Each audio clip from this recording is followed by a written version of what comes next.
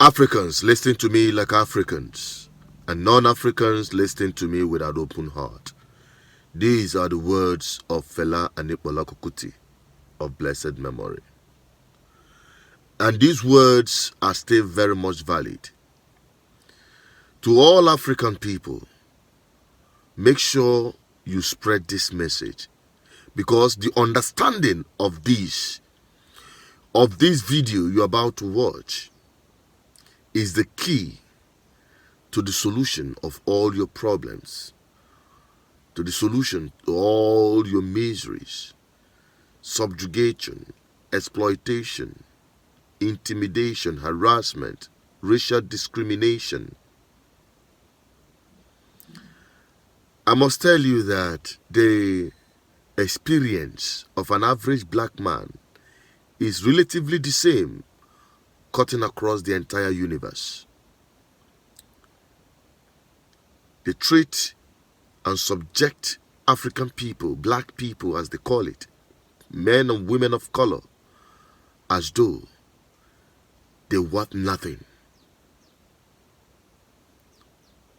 The issue of racism, the issue of exploitation had been the order of the day whenever it got to do with a black man or woman.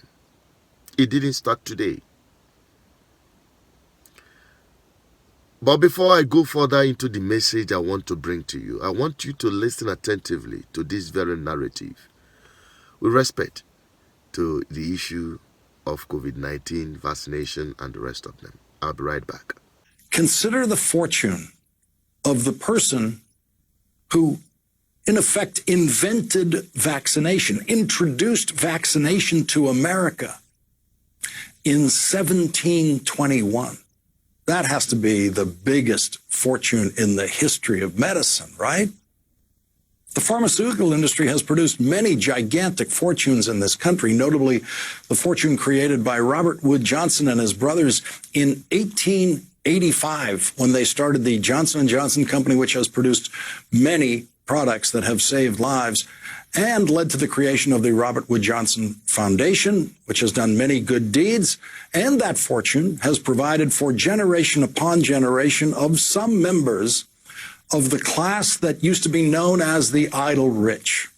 The person who introduced immunizations in America was born into a caste that was not allowed to profit from his wisdom, from his genius, or even from his labor. He was a slave owned by a minister in Boston, a slave who saved lives in Boston during the smallpox epidemic of 1721 when he described a procedure that he had undergone in Africa before his life was stolen from him on a slave ship. Pulitzer Prize winner Isabel Wilkerson tells this story in her new book, Caste: The Origins of Our Discontents. Quote, people in West Africa had discovered that they could fend off contagions by inoculating themselves with a specimen of fluid from an infected person. That is the knowledge that slave brought to Boston in 1721, where he saved dozens of lives because of one doctor who decided to try that method that the slave described. 30 years later, vaccinations based on that method, introduced by a slave, became the standard practice in Massachusetts and eventually the rest of the country. There is no charitable foundation named for that slave. His descendants were not born into lives where work was optional.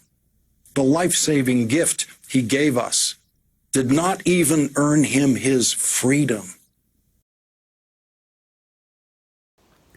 You heard it from him.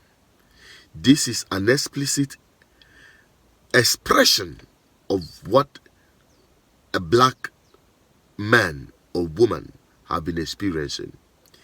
Denial of their invention, deprivation to benefit from their efforts, from their resources, and from their sweat. African people have been subjected. African nations have been subjected, not even people, to the point where they are only good to be milked, to be used.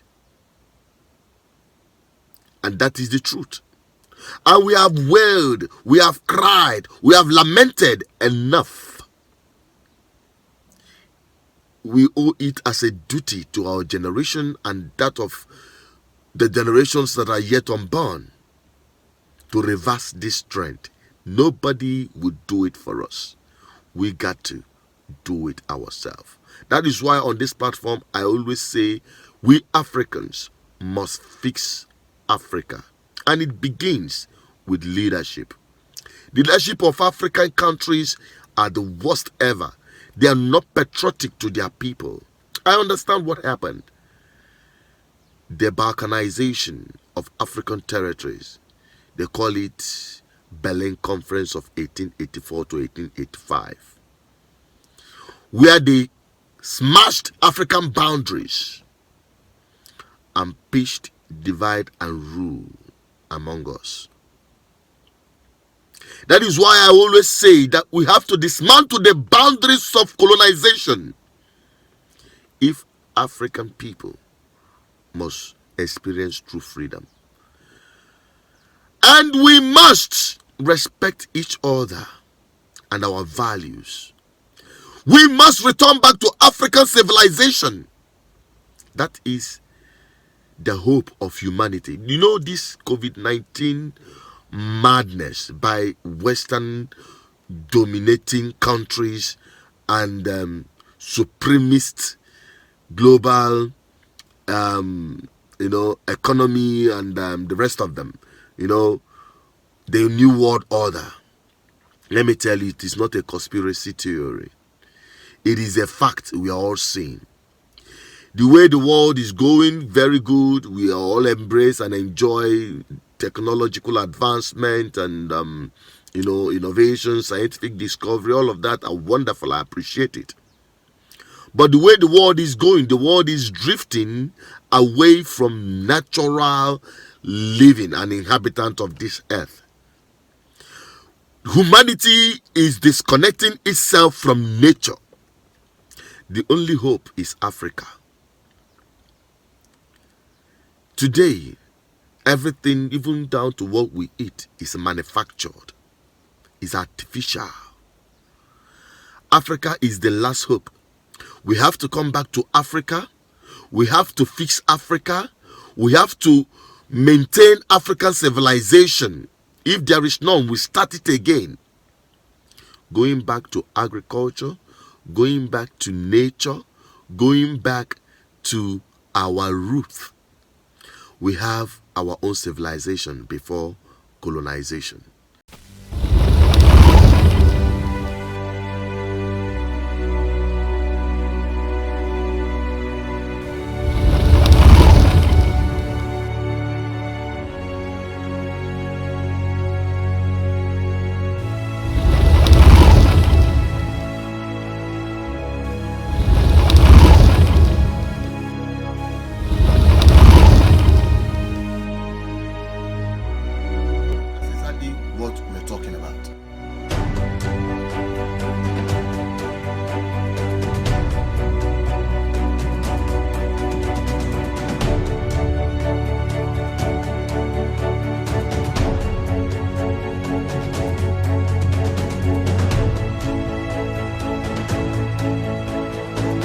Farm is the basis of civilization.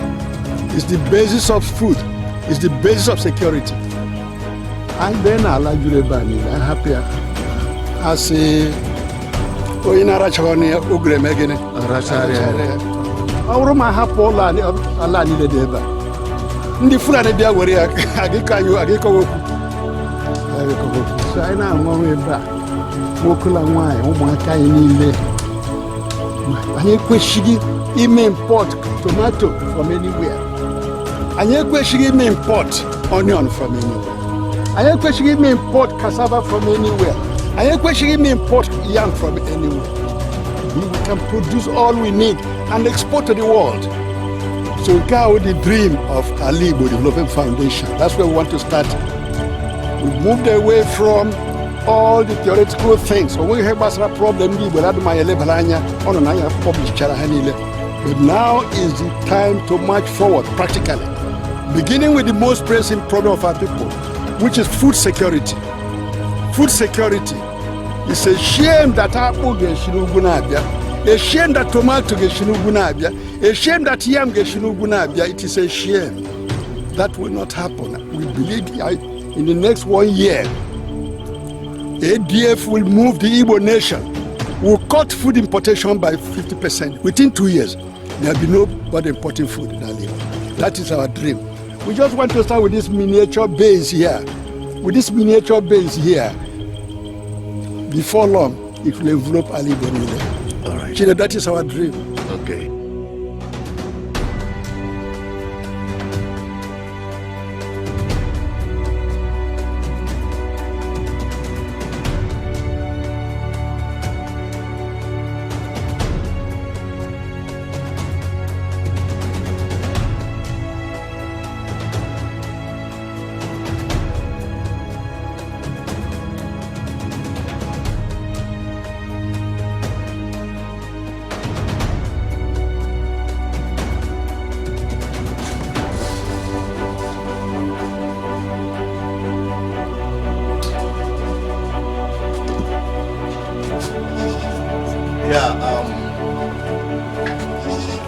As you can see, talking about the agricultural revolution in Igbo land. Like I promised you, this is just the beginning. I'm just bringing to you one after the other what is already on ground.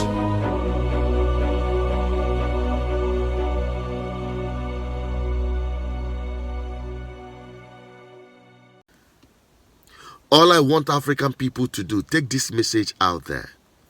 It is time for young people to sit up, get involved with agriculture, get involved with local fabrication.